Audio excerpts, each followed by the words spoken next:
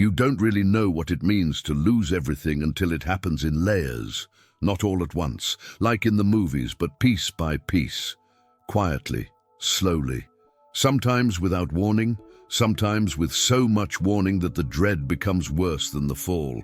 It starts with something small, a job, a relationship, a diagnosis, and then it spreads. A crack in your foundation that you thought would hold. You tell yourself, I'm strong, I can handle this, until you can't. Until something in you caves. Not the surface parts, not the version of you people see, but the part beneath the part no one ever knew was keeping everything else from collapsing. That's where the real silence begins.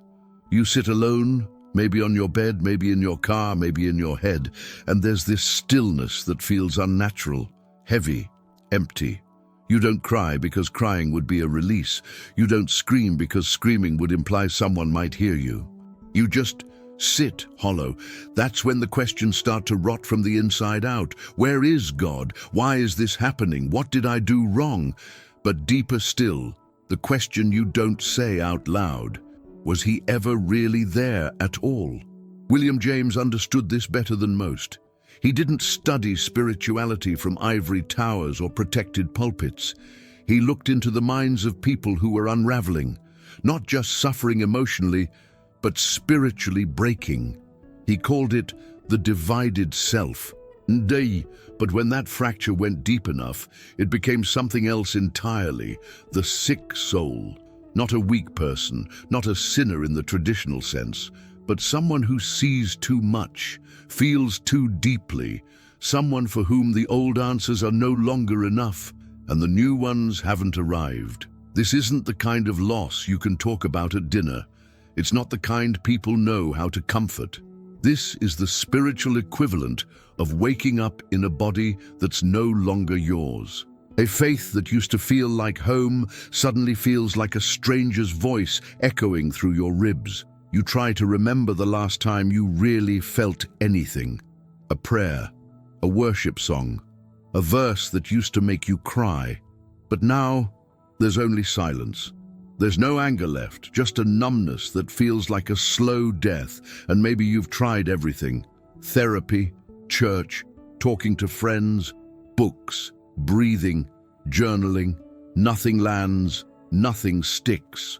You walk through the world like a ghost, doing what you're supposed to, saying what they expect, but inside, you're already gone. This is what it means to lose everything. If this message hit home, comment just one word. Here. No explanations needed. Just to show you felt it, that you're still standing. And if you're with us on this journey, subscribe now. Your presence here matters. Not just your money or your health or your loved ones, but your sense of being held. Your belief that there's something larger watching over you, something that used to whisper in the dark and say, I've got you. Now, it's just you and the silence. But what if, and this is the question that haunts, what if that silence isn't empty? What if it's the space where something else is forming? William James didn't believe the sick soul was cursed. He believed it was closer to the truth than anyone else. Because when you've lost everything, when there's nothing left to protect or pretend, you finally stand naked in front of whatever is real. And that kind of clarity, it's brutal, but it's holy, because only the broken truly know what needs to be healed. Jesus, in the stories passed down through centuries, didn't go after the ones who had it all together. He didn't walk into palaces. He didn't gather theologians to explain doctrine. He walked through dust. He touched open wounds.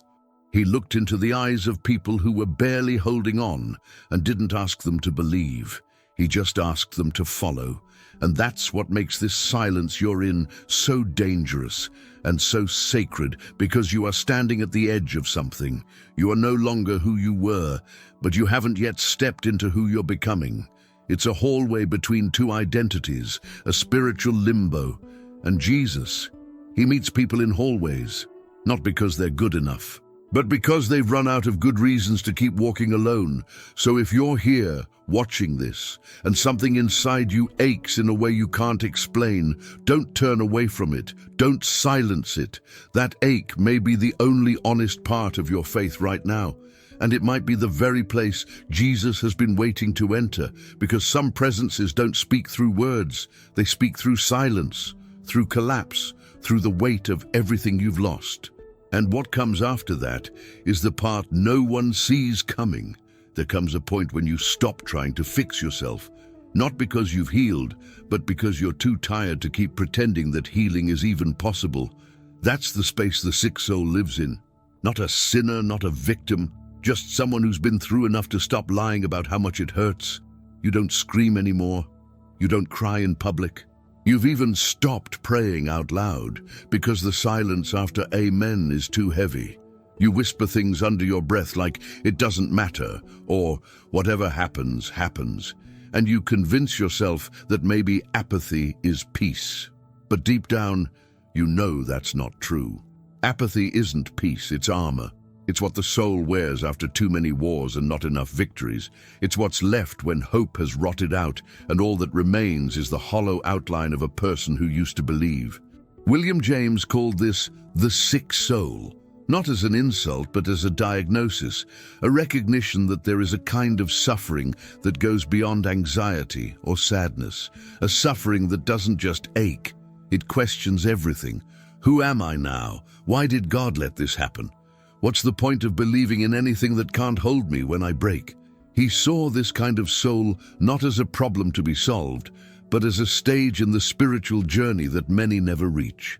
Because to get here, you have to lose everything that once gave you meaning, and that kind of loss changes you.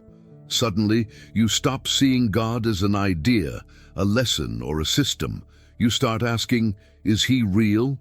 And if He is, why does He feel so far away right now? These aren't questions that the strong ask. They're questions only the shattered know how to say. Because strength teaches you to endure. But collapse teaches you to feel. There's a brutal kind of clarity that comes with collapse. You start to see who actually calls when everything falls apart. You start to notice which words bring comfort and which ones just sound like noise. You realize that most people are terrified of deep pain, so they cover it with cliches, with verses, with smiles, but the sick soul can't be fooled anymore. It knows that pain is real, that darkness is deep, and it begins to understand that if God is real, He must be able to exist in those places too, not above them, not outside of them, but inside them.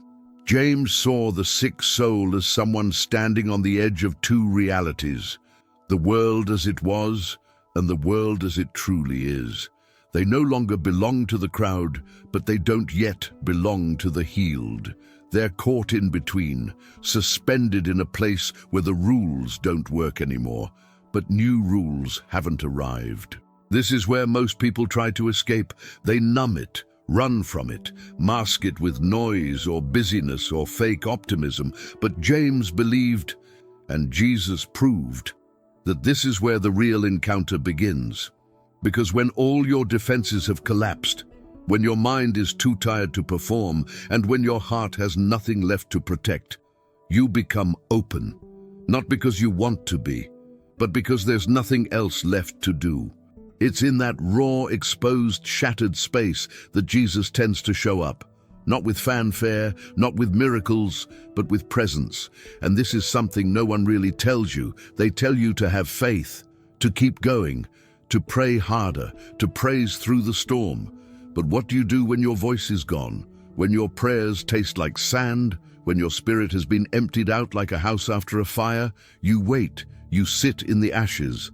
And if you're quiet enough, if you've gone deep enough, you might start to feel something, not a voice, not a fix, but a quiet presence that doesn't ask you to move, doesn't ask you to stand, just sits with you. That's the Jesus who meets the sick soul. He doesn't rush the process. He doesn't slap a bandage on the wound. He doesn't quote scripture like a weapon. He just comes close, close enough for the pain to breathe. Close enough for your questions to feel heard, even if they're never answered. And the strange thing is, when that happens, something inside you starts to shift. You don't suddenly become happy, you don't suddenly become whole, but you stop pretending you're alone. And that's where healing actually begins. Not in the moment you feel better, but in the moment you stop hiding. Because when the sick soul is finally seen, not judged, not fixed but seen, it realizes something it forgot a long time ago. There is love that exists beyond understanding, and that love doesn't wait for you to get stronger. It waits for you to stop running. Which brings us to a question that may change everything. What if you didn't need to be fixed to be found? What if this version of you, the one still aching, still doubting, still lost, is the very place Jesus has been trying to reach all along? That question is what leads us deeper into the next place, where presence turns into something more, something that doesn't demand healing, but begins to hold it. There's a moment, subtle, almost imperceptible, when something shifts inside the sick soul. It doesn't come with fireworks or revelation. It's not loud. It's not even clear. It's more like a shadow lifting slightly, just enough for light to sneak in through a crack you didn't know was there.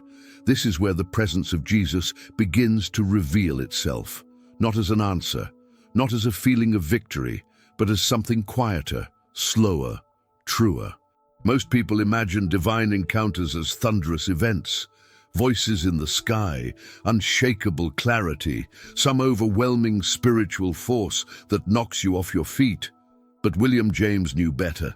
He studied the mystics, the broken, the haunted, and he found that for the ones who had lost everything, the presence of the sacred rarely arrives with drama. Instead, it enters gently into the space where everything else has gone quiet. That's how Jesus comes to those who've been undone. Not as a conqueror, not as a king, but as a presence that doesn't need to explain itself because something in you already knows. He's here. You might be lying in bed, eyes open at 3 a.m., staring into the dark when a stillness falls over the room. Not peace, exactly, but a strange kind of comfort. You don't feel healed, but you don't feel entirely hollow either. And you can't explain it, but the emptiness doesn't echo like it used to. Something has shifted. Maybe it's him. He doesn't speak in words, not yet. He doesn't fix your life, but he doesn't leave either. And that, for someone who's used to everything leaving, is enough to start breathing again. There are stories like this all around, real people who found Jesus not in the church pews, but in the hospital rooms, not in worship songs, but in breakdowns, not during mountaintop moments, but in motel rooms, jail cells, or the middle of the floor with tears soaking the carpet. One man told of how, after losing his family and career, he drove to a remote field with plans to end it all. No hope left, no belief, just exhaustion. As he sat in silence, numb and ready to go, he noticed the sound of wind in the grass, and he felt something. Not a message, not a miracle, just presence. A deep sense that he wasn't alone. He didn't understand it. He still doesn't. But he drove home instead. This is how Jesus reaches the sick soul, not by proving himself, but by being there when no one else is.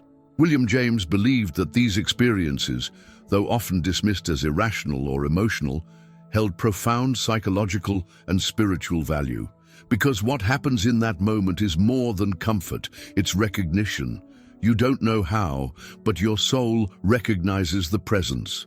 It's like remembering a voice you never heard with your ears, like feeling warmth in a place that's been cold for years.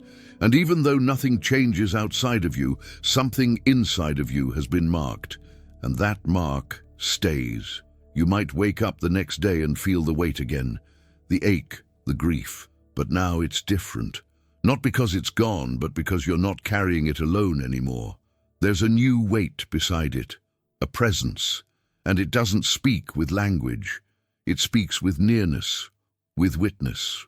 And that might be the most healing thing of all, Not the absence of pain, but the presence of someone in it with you. Think about that. How many people in your life have tried to fix you? How many have offered advice, solutions, religious cliches, or emotional distance? Now ask, how many have just stayed? That's what Jesus does here.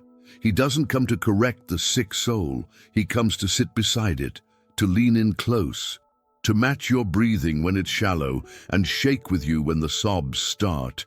He doesn't rush the grief. He doesn't try to make it pretty. He just stays.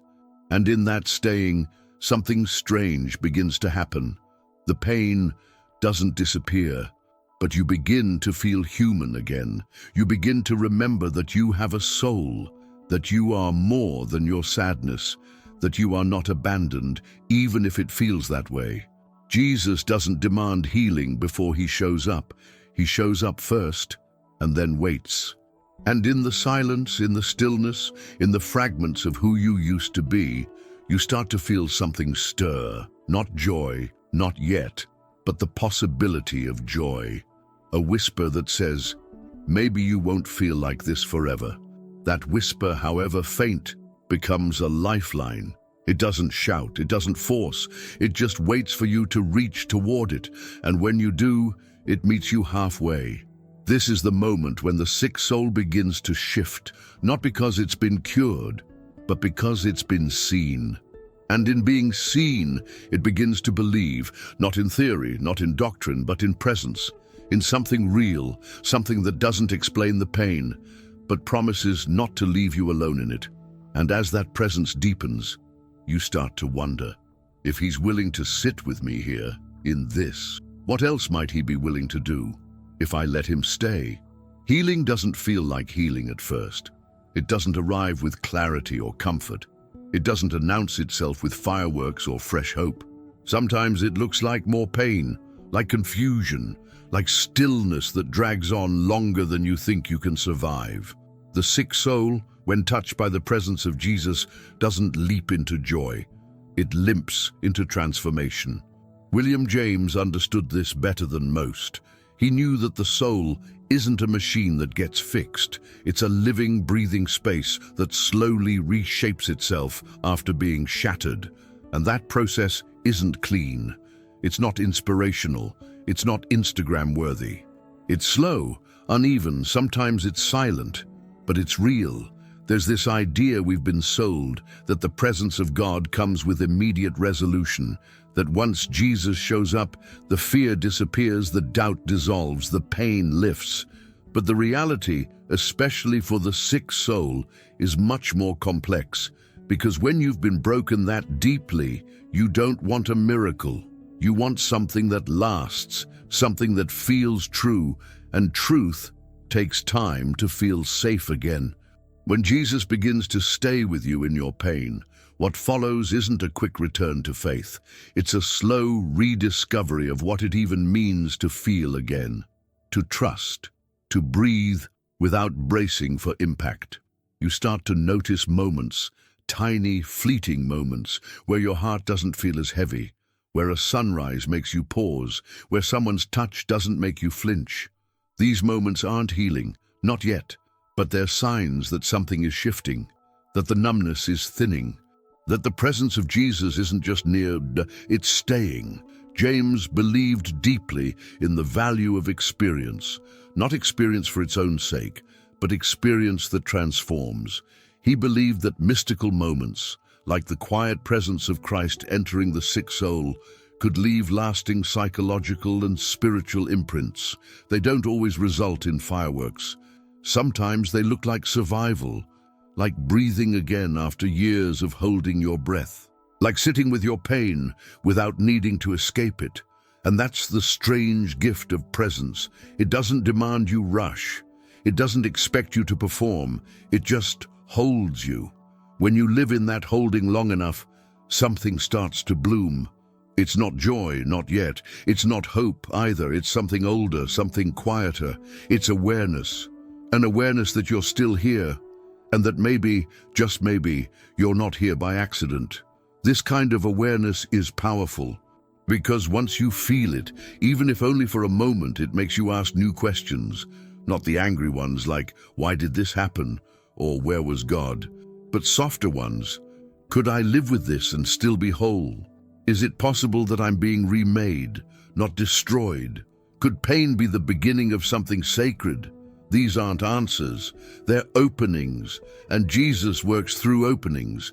He begins to move through you, not as a concept, but as a rhythm, a heartbeat behind your heartbeat. He doesn't erase your memories, but he reframes them. That moment you thought would destroy you, it becomes the place he met you. The moment you lost everything, it becomes the space where something holy stepped in and refused to leave. And now you begin to walk differently, not faster, not stronger, but with something deeper in your steps, like weight that finally has meaning. You may still wake up in pain, you may still struggle to pray. But now, when you close your eyes, there's no longer just darkness. There's a presence, a warmth, a memory of being held when you couldn't hold yourself. People might not see it. They'll still call you strong for surviving. But they won't understand that it wasn't strength that saved you. It was presence. It was Jesus sitting in your silence, breathing with you through the collapse, refusing to leave. And now, he's still there. But something has changed. You're beginning to meet him not just as someone who came into your pain, but as someone who is moving with you out of it. You're not healed, not in the way the world expects, but you're no longer bleeding. You're no longer empty. And that is where a new kind of life begins. Not the life you planned, but the one you were always meant to live. One not built on the absence of pain, but on the undeniable presence of a love that never left. And if you let that presence guide your next step, you might discover that after losing everything, you didn't lose him. And maybe that changes everything about what comes next. There's a quiet kind of strength that only comes after everything falls apart. Not the kind people praise, not the kind that gets quoted in books or turned into motivational speeches.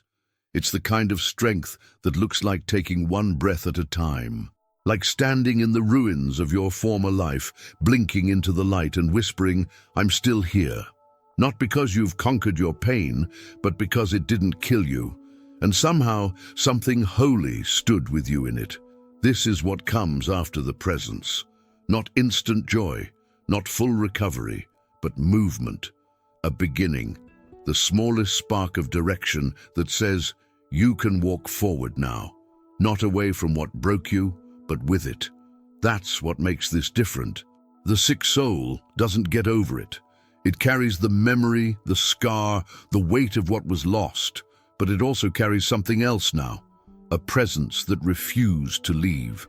William James would call this a kind of religious rebirth, not the dramatic, light shining down kind, but the kind that happens slowly, deep beneath the surface.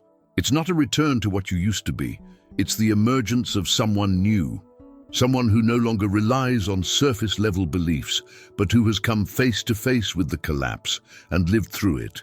You become a kind of spiritual survivor, not in the sense of escaping tragedy, but in learning how to live with it and let it shape something sacred within you.